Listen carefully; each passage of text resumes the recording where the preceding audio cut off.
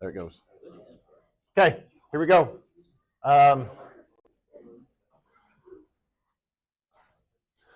Last chapter. Last chapter. Three sections. Chi squared in 12.1. Chi squared 12.1.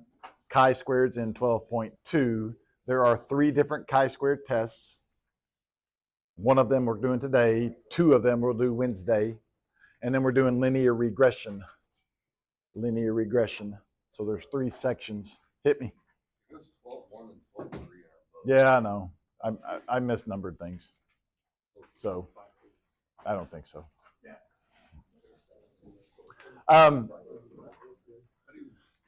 One thing about this, to kind of give you a little heads up, there's no confidence intervals. It's all tests.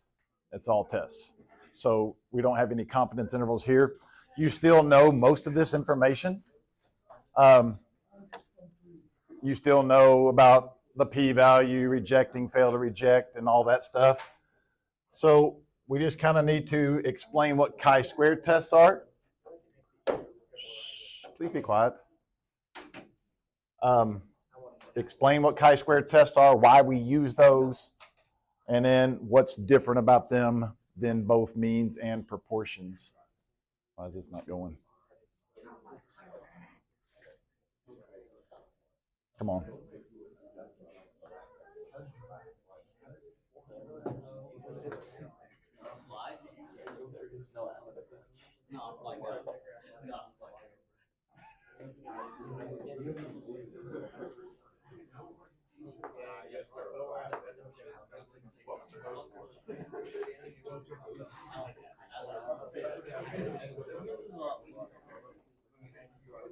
Okay, here we go.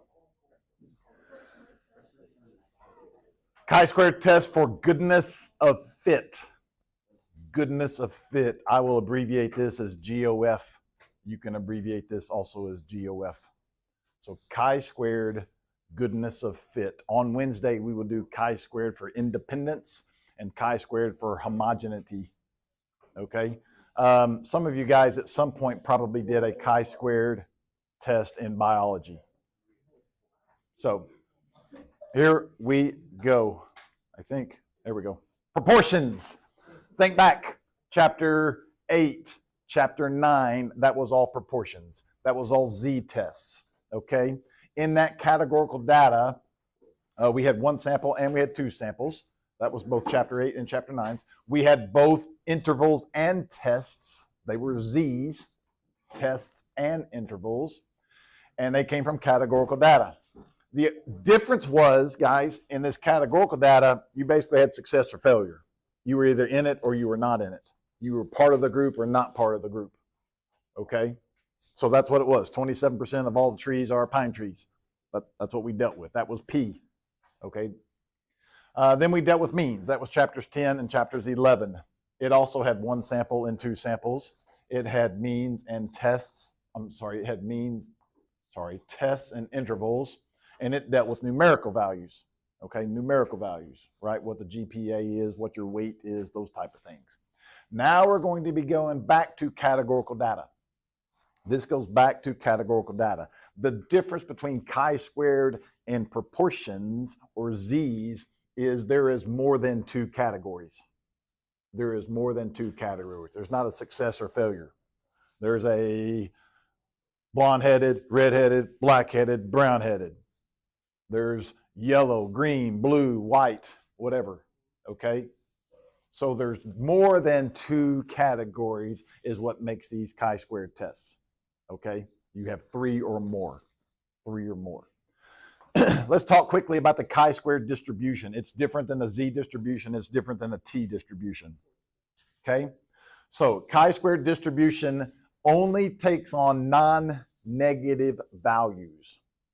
Chi-squared values only take on non-negative values. They do not have negative critical values or negative test statistics. They're always all positive. And you'll see that in the formula in just a second. right? Z's and T's had negatives. 0 was in the middle. You had negatives to the left and positives to the right. In chi-squared, it's only the right or it's only the positives, okay? They're only skewed to the right. They're skewed to the right. Because basically, guys, again, you're kind of looking at the right side of the graph. So they're skewed to the right. They do have different DFs. So they're like T distributions and they have degrees of freedom. Okay? And so different DFs have different curves, but they're all skewed to the right. Different DFs have different curves. As the DF increases, the curve shifts to the right, becomes less skewed. So these are all things we need to understand about chi-squared distributions. They're a little bit different than T distributions. They're more different than Z's. They're like T's in that they do have DFs.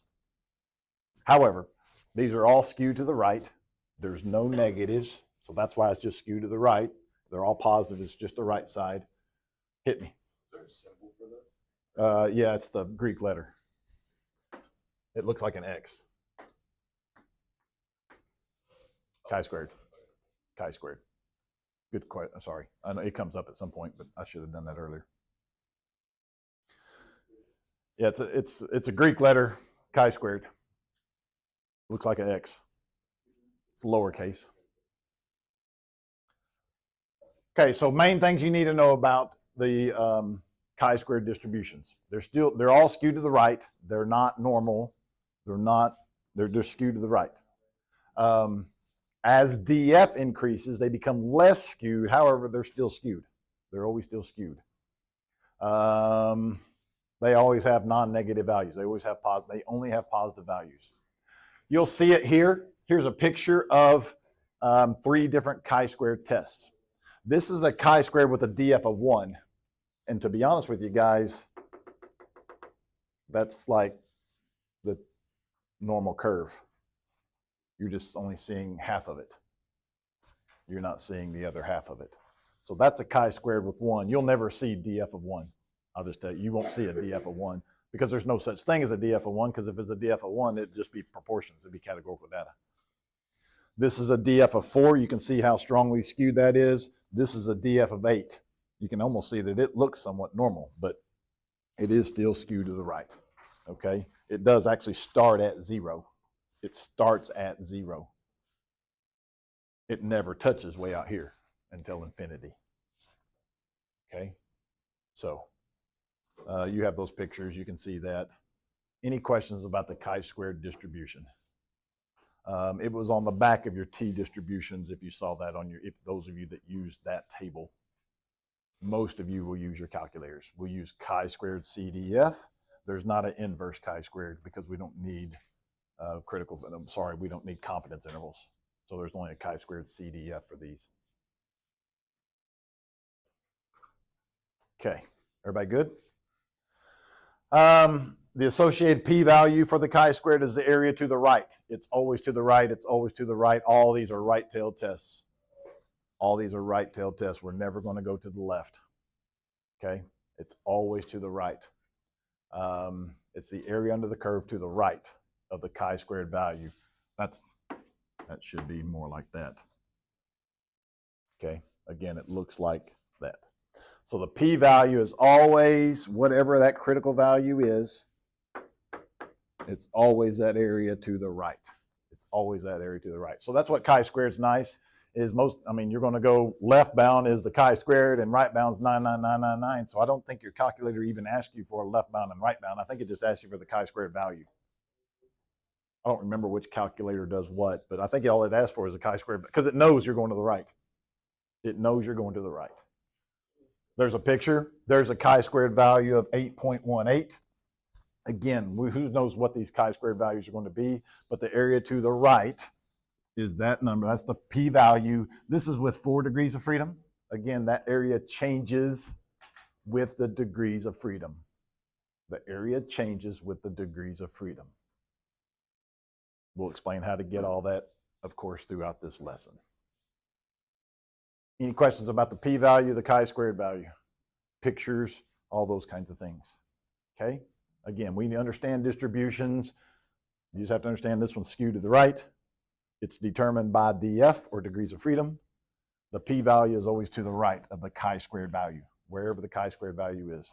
They always start at 0. They always start at 0 because they're always positive numbers. Okay. You'll find the area to the right by with the table or your calculator, right? One of those two. Okay, so there's 3 types of chi-squared values. I mentioned that at the beginning of class. We're only going to focus on this one today. We're going to focus on the GOF, or goodness of fit. Goodness of fit. This deals with univariate data. That's what's really going to help determine of which one of these you're going to do. The hardest thing about this, guys, the hardest thing about chi-squared is which one of these 3 you have to do. The hardest thing is which one of these 3 do we have to do.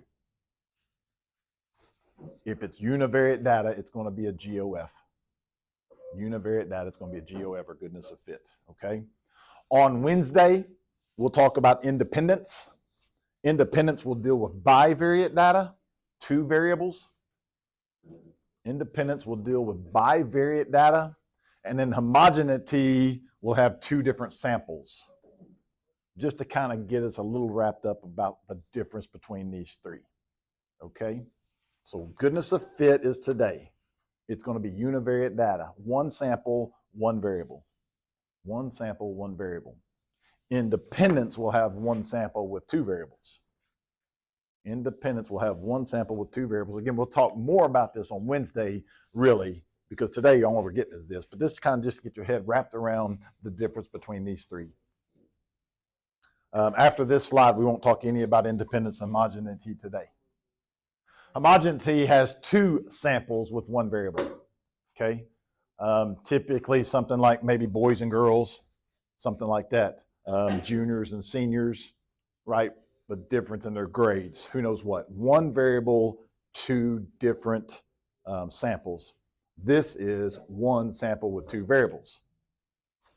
1 sample, 2 variables. Again, all this is categorical data. Categorical data. This will make sense more, of course, after Wednesday. All right, so today we're not going to talk about these. Just again, wrap your head around that a little bit. Today, it's all GOF. Goodness of fit. Goodness of fit. How good does the data fit? That's what you kind of have to think. How good does it fit? Although that's bad language, but how well does it fit?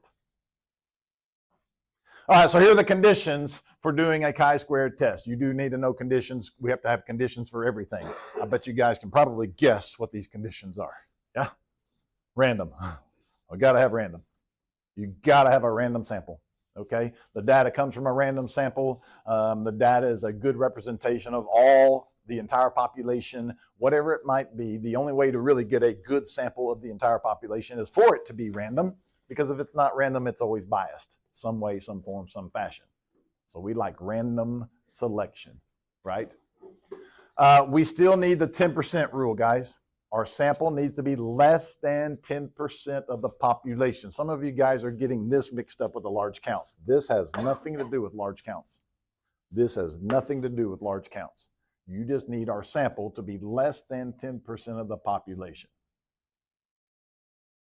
The main reason for that is, guys, the chances of you actually getting the same person is really, really small.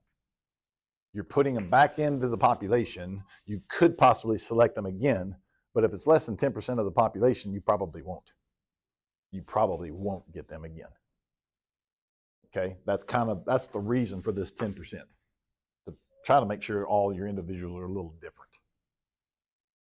Okay, and then we do have to have large counts. We're not going to prove approximately normal here, guys, because why? It's skewed to the right. It's skewed to the right. So large counts is all we need for this one.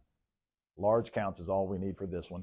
And I'll just go ahead and tell you what you need to know is all expected counts. We'll talk about it in a second, but that's what you need to know. All expected counts are at least 5, greater than or equal to 5.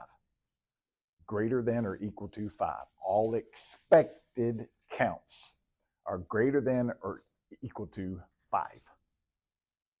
So We got 10 for proportions. N times P, N times 1 minus P better be bigger than 10. We got 30 for means. We got 5 for GOF. We got 5 for GOF. But again, luckily it's still the same conditions. Nothing's really changed other than how we prove this. And that's what's different for all these. This is the same for every single one of them. Doesn't matter if it's an interval, test, proportions, means, whatever. It's all random.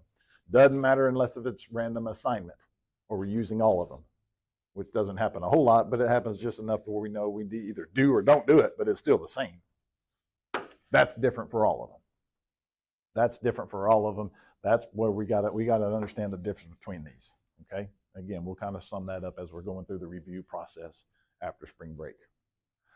I should have probably deleted this slide. I don't know if I like it. We're going to try going without it right now. When checking large counts condition, again, this doesn't make a whole lot of sense, but make sure we're talking about the expected counts.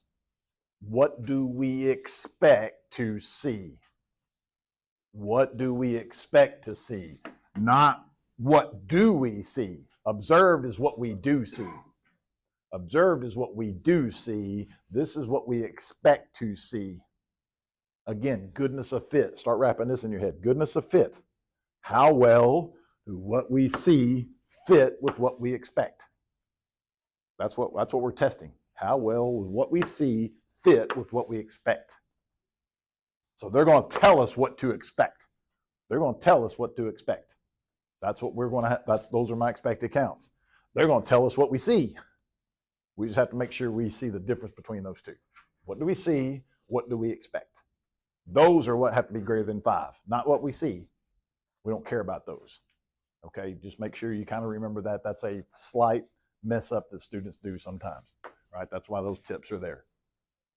We'll see this a lot. All observed counts are greater than 5. No, I don't care about those. I care about the expected counts. All right, hypotheses. We know about the ho, we know about the ha. The difference with chi-squared and all the other ones is we don't have a mu, we don't have a p. Well, you could have a p, but if you have a p, you have more than one p because we have several categories. So typically we write this out in words. Typically we write this out in words. And this is the way I typically write the ho. We're going to put it in context. We will put it in context, but what is observed will equal what we expect. Again, it's going to be in the context, but we assume they're equal, which is kind of nice because that's what we've done with all of our hoes. We think they're equal. We think they're equal. So what is observed will equal what we expect. What we observe will be the same as what we expect. What we observe will fit this. You can put values if you want. I don't know. Let's just say the color of hair is equally distributed, right? The color of hair is equally distributed. You can say that. You don't have to say it equals what we expect. You can just say it's equally distributed. The color of hair follows a 6-4 to 2 to 1 ratio, whatever it does. Okay. This will make sense as we start doing some examples, but this is the big part. Okay. It should be the same. It shouldn't be different. And then the ha is it's going to be different. It's not going to be the same. So we're going to discuss each of these when we discuss that exact test. Typically I get this from the actual question. I look at the ho and the ha from the question. Is there convincing evidence that there is a difference? No, we're going to assume that there's not. We assume that they're the same. Again, this will kind of make sense as we go about these, okay? Not or different. Okay, again, as we go through these, this will make a little bit more sense, but this hopefully kind of rings your bell a little bit. We always know it's equal. This will not be equal. Basically, it's not equal. Even though I know it's a right-tailed test, we still say not the same, not to what we expect. Formula. It looks nasty. It's on your formula sheet. It's on your formula sheet. I abbreviate everything. But let's go chi squared, okay, equals, make sure you have big sum. It's a big sum with a fraction. And this is the observed minus the expected squared. The observed minus the expected squared over the expected.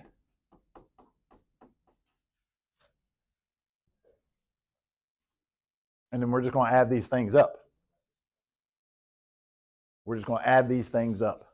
So if I observe that there's 2 brown-headed and I expect there's 8 brown-headed, then it's going to be 2 minus 8, negative 6, squared, 36, divided by 6. So that's going to be 6. And then I go to the blonde-headed kids. And then I go to the red-headed kids. So what do we observe? What do we expect? We're going to subtract those. Your calculator's going to do all this. Your calculator's going to do all the work, but that's the formula. This is one of those where you might want to make sure you write the formula and not the name, because you may not have the name right. The formula is going to be, this formula is the same for all 3 tests. The formula is the same for all 3 tests. So that's what it means. Observed minus expected over the expected. And again, it's on your formula sheet. It's at the very bottom of the first page. It's at the very bottom of the first page, and it says it just like that. Chi squared is the sum of the observed minus the expected squared over the expected. Your calculator is going to do all the work. It's going to do all the work. But you kind of need to know this part of it, of course, but it's on your formula sheet. Okay, no pencils, no pencils, no pencils. Beautiful. Okay, so let's focus on this goodness of fit. Again, guys, this GOF is univariate data. One variable, color of M&Ms, color of hair, grade, if A, B, C, or D. It's a category, not the number. Okay? Univariate data. We want to see how we observed fits with what we expect. I've kind of said this a couple times. But how good does it fit? Goodness of fit. I know that's bad math. That's bad English, right? How good does it fit? How well does it fit? But if it's called goodness of fit, it's easier to say how good does it fit. Okay? We know they're not going to be the same, but are they different enough so that I can say that there's a difference? How well what we observed fits with what we expect. What we observed fits with what we expect. We assume it's going to fit perfectly, or we assume there's going to be no difference. And then the ha is that there is a difference, or that it won't fit.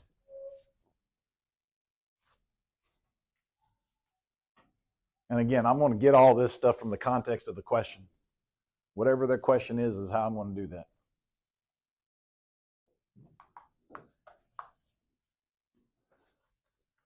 How well we see fits with what we expect. How well we see fits with what we expect. That's why it's called a goodness of fit, or GOF. Does it fit well? Does it fit with what we expect? Remember, we want all these counts to be at least 5. We want all those counts to be at least 5.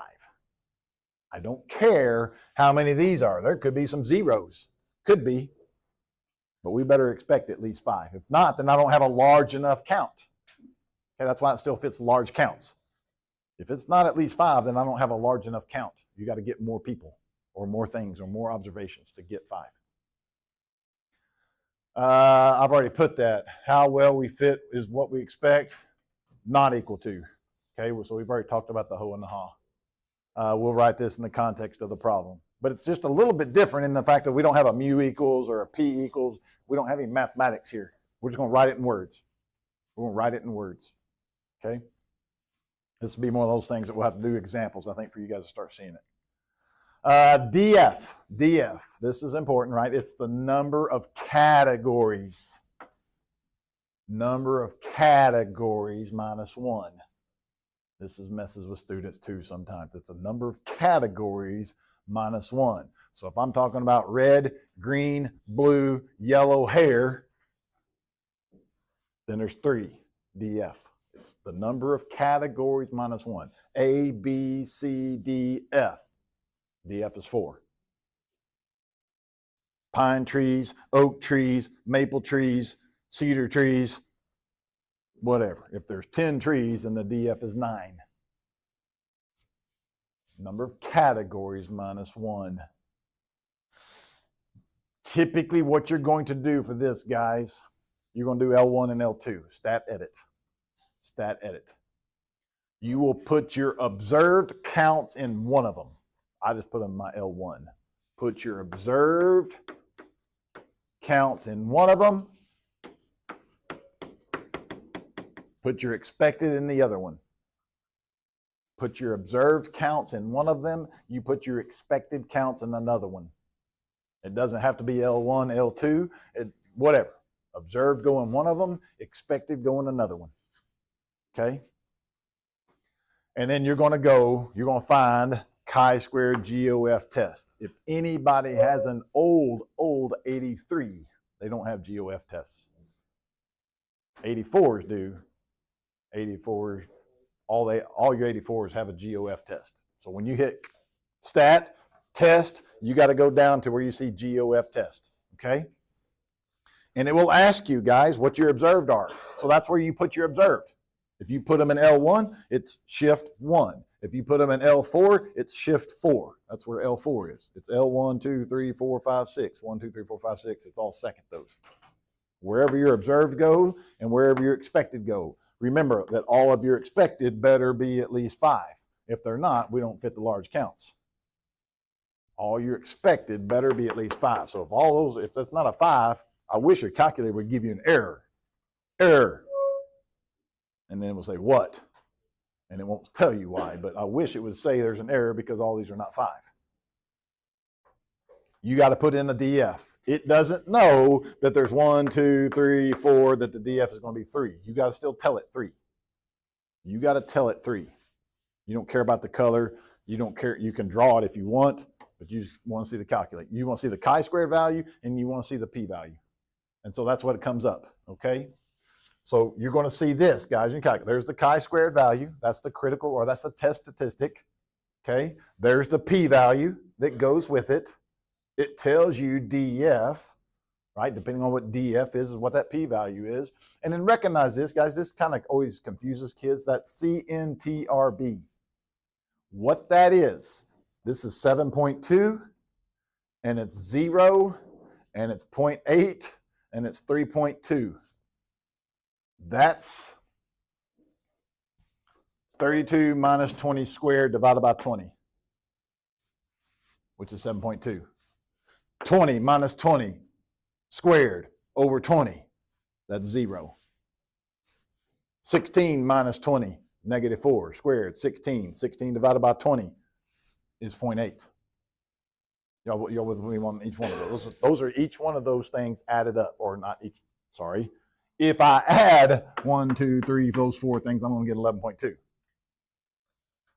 It's just all, you won't use them very much, but that's what those are. The CNTRB, contributions.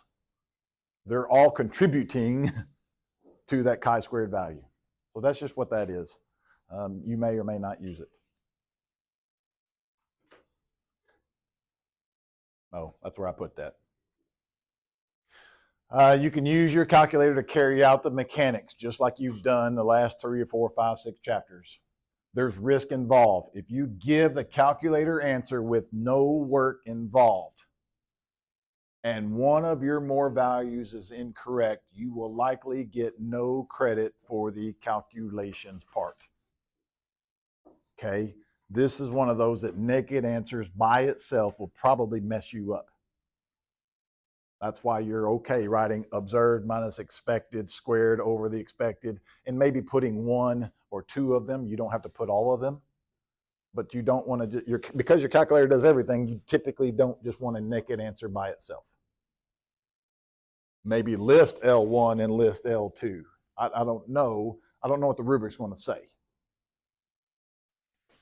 we recommend writing out the first few terms of the chi-squared calculations followed by ... This approach might help you earn partial credit if you enter a number incorrectly. The only reason why they're telling you that, guys, these are graders. These are graders that wrote this book. They just see it so much that they think that that's a good tip for you guys. Be sure to name the procedure, chi-square GOF. We'll talk about it Wednesday. If you're not sure it's a GOF, don't say it's a GOF because you're better off leaving something off than lying. Now, if you know it's a GOF, put it, because you're probably going to get dinged if you don't. You're probably going to get dinged, but if you put it wrong, you will get dinged. You will get dinged if you put it wrong. Report the chi-squared, of course. Report the degrees of freedom. That's going to be important. And report the p-value. Those are the things you have to report, but your calculator gives those to you. It's pretty easy to convert over. I hope you should be able to state the hypotheses, compute the expected counts, state and check the random percent, the 10%, the large counts. I hope that you can calculate the DF, which is really, really easy. It's the number of categories minus 1. Perform a chi-squared goodness of fit test. Conduct a follow-up analysis resulting in the chi-squared test are statistically significant. If the p-value is low, you have to reject. There is enough evidence to say that there is a difference in what we expect. If the p-value is high, we have to fail to reject. There's not enough evidence to say there's a difference. Yes, no, maybe?